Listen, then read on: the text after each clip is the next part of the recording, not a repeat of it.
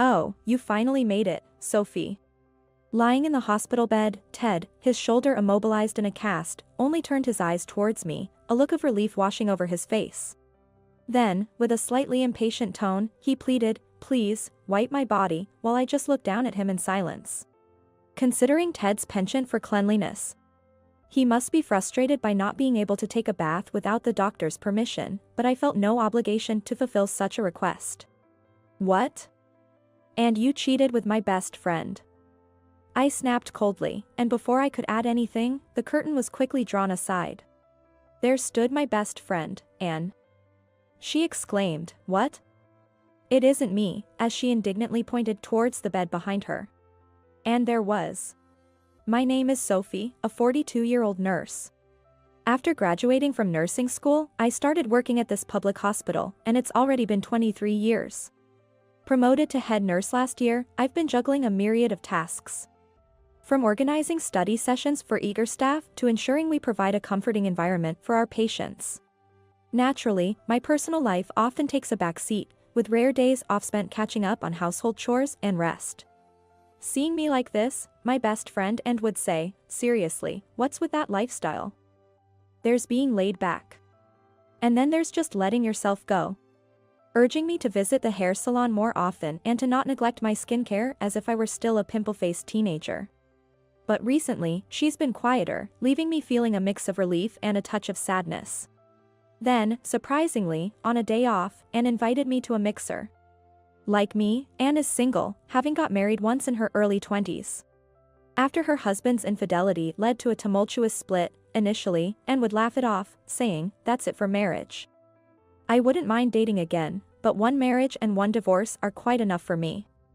But lately, she seemed inspired by a senior colleague at work, a role model in life, who had just had a whirlwind later-in-life wedding and seemed blissfully happy. Maybe marriage isn't so bad after all. I'm not getting any younger. And I've learned to navigate the tough times, but it does get lonely not having someone to share the good times with, she mused. Becoming more keen on attending mixers. When she suggested going to a mixer, I hesitated, saying, "Mixers, huh?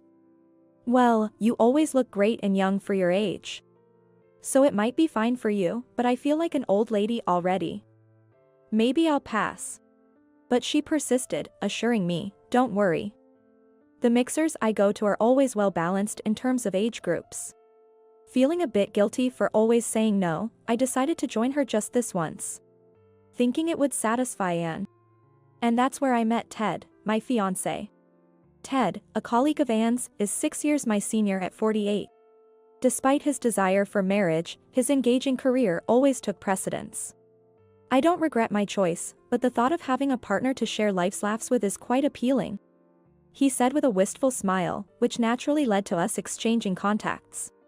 After a year of dinners, drinks, and drives, Ted proposed. And I, feeling a future with him might be pleasant, happily accepted. When it came time to meet each other's parents, Ted's lived just a short distance away. Ted's mother, Kate, upon realizing I was over 40, couldn't hide her disappointment. Moreover, upon asking about my alma mater and current job, she commented to Ted's father, Mike, standing next to her. "A younger bride might have brought hopes of grandkids, but a nurse? I suppose that's barely passing." While Kate was speaking, Mike looked at her with a face as if he had bitten into a bitter bug, leading me to expect he might scold her, saying, "Don't speak so rudely." Instead, he said, "What does barely passing mean? A nurse or whatever, an old maid is an old maid, isn't she?" I glanced at Ted, hoping for some support, but he only offered a sheepish smile, not rebuking his parents. Kate, smugly, continued, "This is where you lack depth of thought, dear. If our daughter-in-law is a nurse, we can take your mother out of her nursing home, and she can take care of her. It saves the cost of the home. And we can get the entrance fee refunded. Plus, with a nurse as a daughter-in-law, it's like having 24/7 care for free." Ted really knows how to pick them, she boasted, convincing Mike, who seemed satisfied suddenly. Then he apologized to Ted, "I see your point now. Sorry for not understanding your intentions sooner." Then, Ted, overly dramatically sniffling next to me, started saying in a teary voice, "As long as you understand, that's all that matters." which was more chilling than annoying, and I honestly don't remember much about what was discussed or done after that.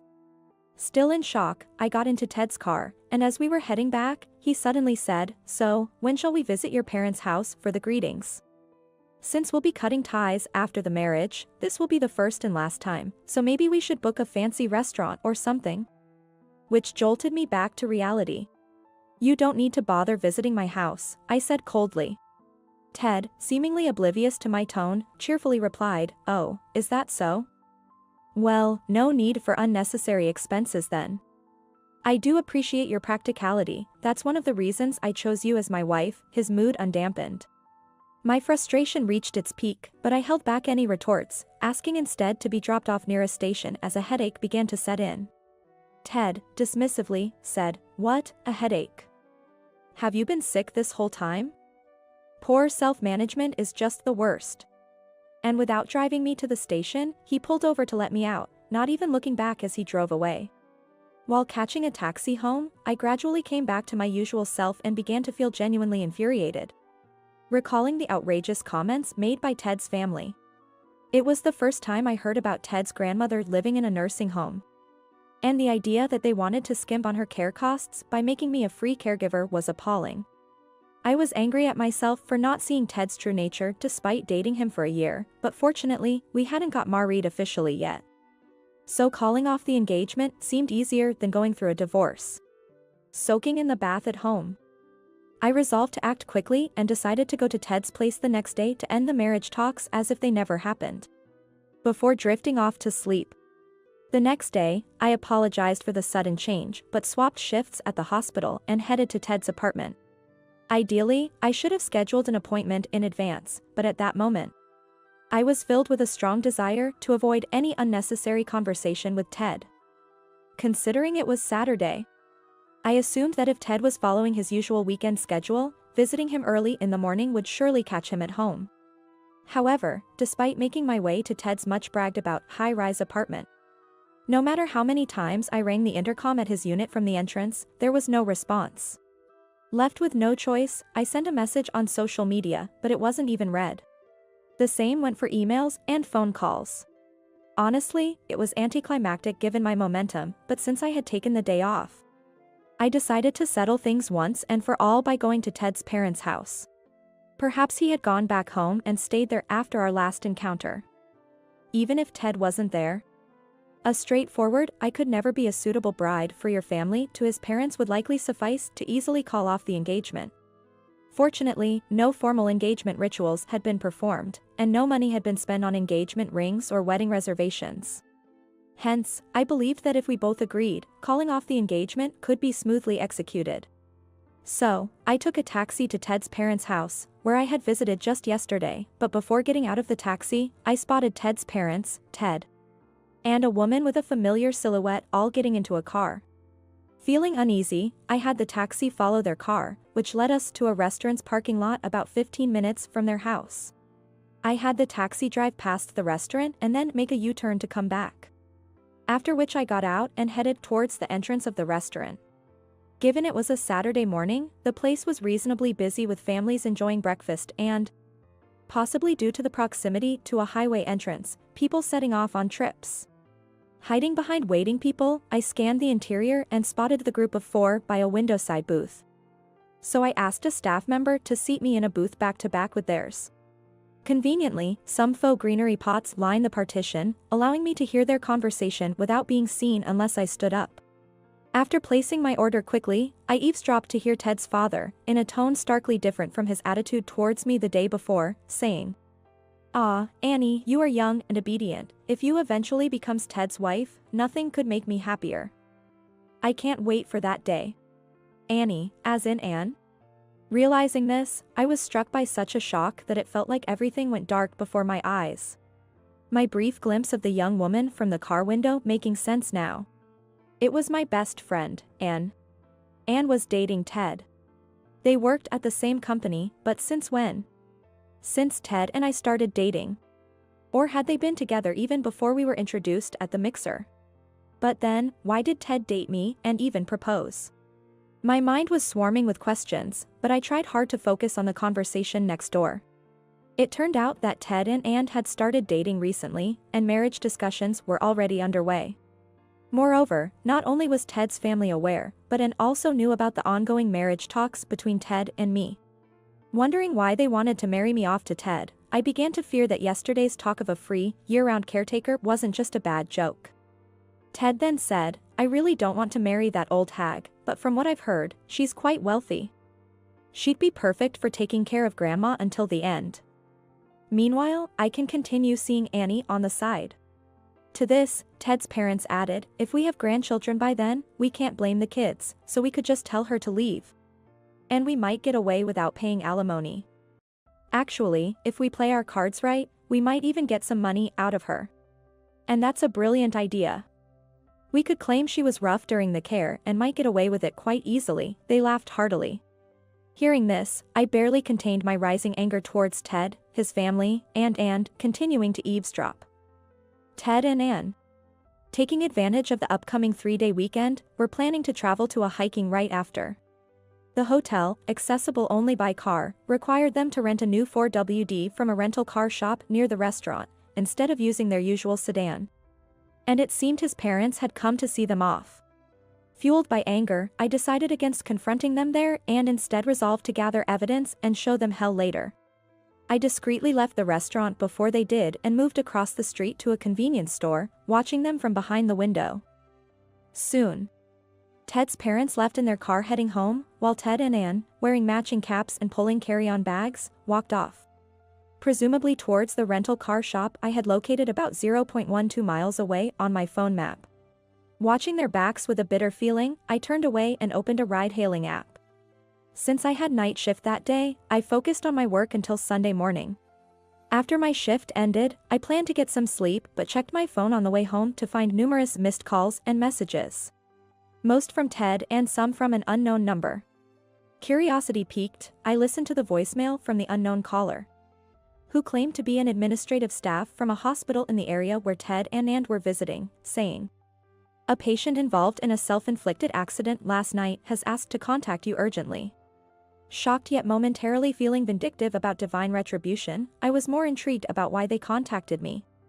Hesitant to call Ted's phone directly, I searched for the hospital online, called the main line, and was promptly filled in by the admin who had left the message. After getting the details, I immediately booked a ticket to a station near the hospital for the next day and went to sleep. Departing early the next morning, I arrived smoothly at the hospital. I killed time in a nearby cafe until the hospital's visiting hours on the holiday, then went to see Ted. Directed to a 2-patient room, I found Ted in the bed closer to the door, having his shoulder immobilized in a cast and with his left leg in a cast, too. Noticing me but seemingly in pain when moving, he only turned his eyes towards me and weakly smiled. "Sophie, to come all this way to see me." "Thank you." Trying to elicit my sympathy, but I was well aware of his tricks. As I stood there silently, Ted nervously tried to make conversation, but I gave no response and continued to ignore him. Frustrated, Ted finally blurted out, "Please, wipe my body," gesturing towards a thin towel in a bag on the nearby table, presumably bought from the shop. I glanced briefly at the towel but remained silent, prompting an even more agitated Ted to snap, "Come on, hurry up. What's with you? Just standing there since a while ago?" Approaching his bed, I leaned in and coldly said, "What?" After cheating with my best friend. Before Ted could say anything, the curtain separating the beds was dramatically pulled aside, and Ann exclaimed, "Huh? It isn't me, then." Pointing to a woman cowering on the bed behind her. She declared, "This man's mistress is this woman." I was momentarily stunned by the sudden appearance of Ann and the unfamiliar woman on the bed, but Ted, seizing the moment, shouted at Ann, "What the hell are you doing? Stop spreading lies. Get out." He started throwing whatever he could grab, like pillows and water bottles, at her. Several nurses and I had to restrain Ted, who was glaring at Ann with frustration. Ann. She was unfazed by the commotion, remained calm, and when I murmured, "That woman over there, she does look a lot like you. From her hairstyle to her figure. So, Ted's mistress, Annie, is not you?" Ann's face turned beet red, and she snapped, "You didn't think I was that scumbag's mistress, did you? Tentatively, I apologized, saying, "I'm sorry. I thought it was you." And let out a big sigh and said, "Don't be ridiculous. I'm not that bad," looking exasperated. Suddenly quiet, Ted, and the other woman, Annie, were ignored as Anne explained that about 2 months ago, she had accidentally seen Ted and Annie arm in arm, walking through the city at night. Knowing that I was dating Ted, and thought it was an affair but decided to gather solid evidence before telling me, letting them be for the time being. Indeed, as I had overheard at the restaurant, and found out that Ted and Annie were planning not just an affair but to have me marry Ted, secretly enjoy a polygamous lifestyle, and make me take care of Ted's grandmother. And received a message from me saying, "I've been proposed to. So I guess we're engaged now." This prompted her to rush the secret photo shoot she had arranged with a friend to capture the final piece of evidence of their affair. Amidst this, a friend from the HR department at work informed her that Ted had been injured in an accident during a trip and was hospitalized. Assuming I was the one accompanying him, she rushed over without hesitation. This guy, he had rented a car through the company's employee benefits, so we got the accident report immediately. I tried calling you but couldn't get through, and when I arrived, guess who was hospitalized in the same room? This mistress. I thought if you rushed over worried and found out about this, you would be devastated. Sure enough, I did show up, but something seemed off. Anne was bewildered by my accusation of Ted being unfaithful and even more so by my mistaking her for the mistress. I, in turn, recounted my experiences at Ted's family home and witnessing Annie, the mistress, with Ted's family at the restaurant. Mistaking her for Anne from afar and assuming she was the younger woman Ted's mother mentioned. Though we consider ourselves close friends, Anne is nearly 10 years my junior. And is actually the younger sister of a close friend from my middle and high school days. After her sister's tragic death, Anne and I became even closer. However, I couldn't help but feel there was an unbridgeable gap between us, given our age difference and different careers. After apologizing again, Anne, with a sly smile, said, "Well, if you are fed up with these losers too, there's no need to hold back. Let's give them hell," smirking maliciously at Ted and Annie. Ted and Annie, momentarily taken aback, retorted, "Hell? Don't make me laugh. I only hung out with this old hag because she seemed to have some use. If she wants to break up, I'm all for it." But Anne provocatively asked, "Really now, Teddy? You sure you want to be so confident? What were you two discussing before I sneaked into this room?" Then thrust something she had been holding towards them. Everyone leaned in to see it was a voice recorder in her hand. Anne revealed that at the time of the accident, Annie, not Ted, was driving the rental car, and since she was under a driving suspension, they had declared to the rental company that only Ted would drive. She also recorded them admitting to drunk driving after enjoying their drinks at the inn and deciding to drive out to see the night view despite being intoxicated. As Ted desperately tried to snatch the recorder from Anne, he grimaced in pain and dumped it into a nearby water pitcher. Smirking, "Too bad, all the evidence is gone now." And, unfazed, revealed another, smaller voice recorder and said, "Oh, what a shame." As if I'd show my hand so blatantly.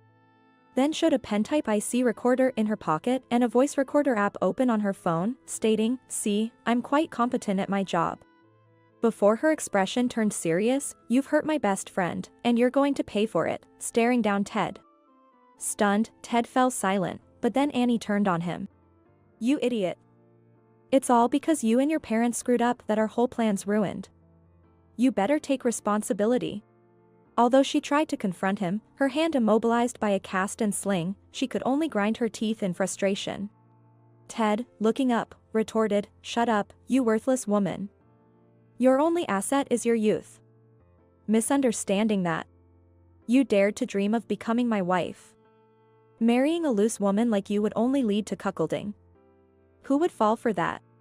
And with that, he swung his leg in a cast off the bed, nearly lunging at Annie, unleashing a torrent of scolding at her. Both were equally despicable.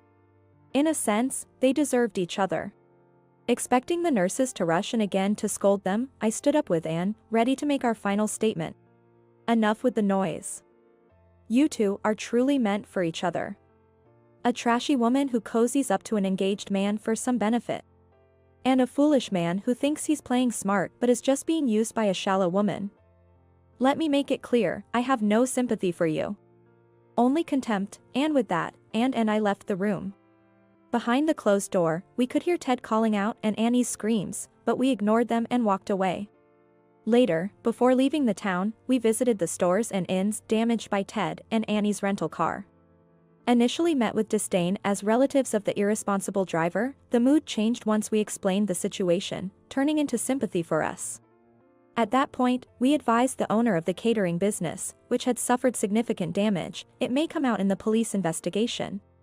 But the driver who crashed into your establishment was likely under the influence and driving with a suspended license. You might not be able to claim insurance, and worse, you might end up not receiving any compensation and instead get stiffed. After that, we promised to immediately send a copy of the recording made in the hospital room, which contained Ted and Annie admitting to drunk driving and their attempts to pin it on me. Moreover, Anne suggested that while Ted's whereabouts might be easier to ascertain, tracking Annie, who was still on probation at the company, could prove difficult given the current emphasis on privacy protection. She advised taking action sooner rather than later and then emphasized, "Please keep the source of this information confidential." She then shared what she knew about Annie, including her rough home address, the apartment where she currently lives, and the fact that she was likely hired through a referral by the executive vice president, who was probably her guarantor. The sudden intrusion of a reckless driver wreaked havoc on the beloved shop, and although the owner repeatedly thanked us, they rightfully had claims against those two. If the exercise of those rights brought Ted and Annie their just desserts, it would be a delightfully satisfying turn of events for us, making us the ones who should be expressing gratitude. Triumphant in our journey back with Anne, we learned that the two left in the hospital were promptly advised to transfer due to their poor behavior, effectively being expelled. Ted's parents rushed over upon hearing the news, only to be faced with demands from the hospital for the costs of the damaged equipment, hospitalization, and surgery fees caused by their children. Their available cash fell short, and even after selling bags, watches, and jewelry at nearby pawn shops, it barely made a dent in the expenses. In the end, they had to secure a loan against their sedan from a lender known for its ruthless terms, essentially signing over the car's ownership soon, as the grateful shop owner informed us over a thank you call. Moreover, the accident, thankfully not involving others, was a solo crash. However, possibly to conceal Annie's drunk driving and suspended license, they hadn't reported the incident to the police, making it impossible to obtain an accident report. Regardless, the revelation of drunk driving and a suspended license would mean their personal injuries, let alone the insurance for the totaled rental car itself, and any property damage, would be utterly unusable. The thought of them facing a looming debt hell, just waiting for them, brought an uncontrollable smile to our faces.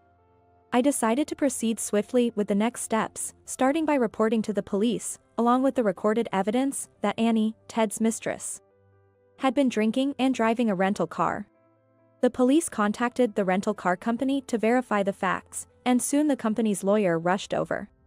After returning from the hospital, I handed over printed screenshots of the numerous SNS messages sent by Ted and Annie trying to silence me, along with the recorded conversation from the hospital room.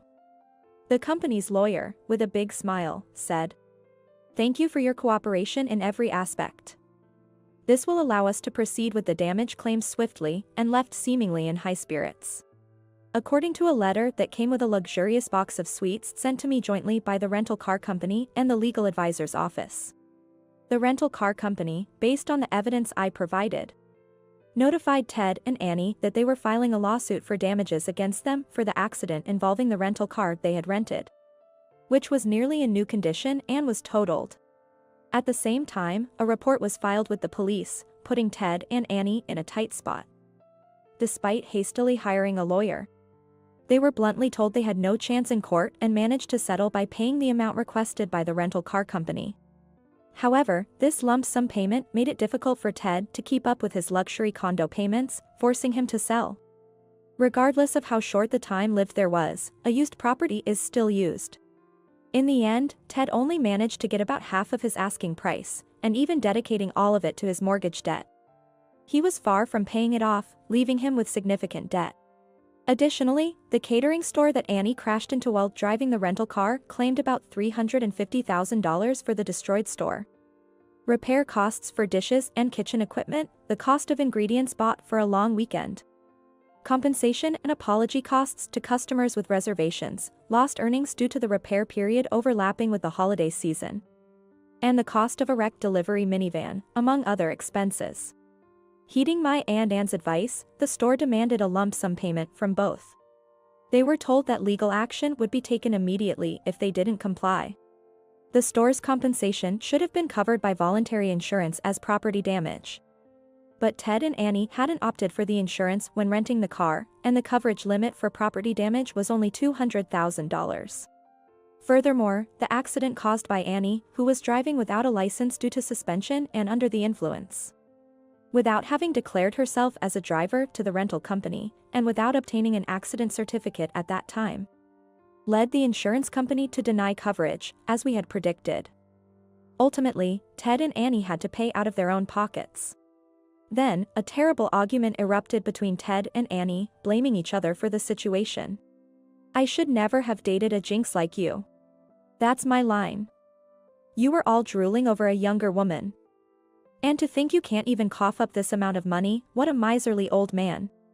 After hurling insults at each other, Ted and Annie, who once vowed eternal love, found themselves embroiled in a chaotic situation, suing each other for defamation, insult, and damages. Given the messy nature of the situation, a resolution was hard to come by. Despite already taking time off work due to injuries from the accident, Ted's frequent absences due to court appearances led his exasperated company to transfer him to a department known colloquially as exile. Ted's pride as a self-proclaimed elite was shattered, but due to the various payments involved in this ordeal, he was unable to resign. On the other hand, Anne was more furious than anyone about Annie's affairs with not only Ted but also several other male colleagues during her probation period. Exposed her. Some of them were married, and due to disrupting company discipline and potentially affecting work, Annie, despite being hired through connections, was promptly fired without being officially hired. If Annie has to pay for the damages to the catering store, the debt she incurs at 23 will be enormous. Facing financial difficulties, Annie hastily started job hunting, but when asked to submit a proof of dismissal from her previous job, her prospects dimmed, leading her to give up on securing a full-time position. Now, she is juggling part-time jobs to make ends meet and has been seen, unkempt and in casual attire, eating bread while rushing to a warehouse district on her bike, a sight relayed to me through the grapevine. However, this has nothing to do with me. As for me, despite being busy with demanding work, I am leading a fulfilling life. I'm also happy that I've been able to reconnect and get along with my best friend and, just like old times, after a period of misunderstandings and awkwardness. The only issue, if any, is Anne's unchanging nature. She keeps inviting me to mixers, saying, "Sophie, want to join a mixer?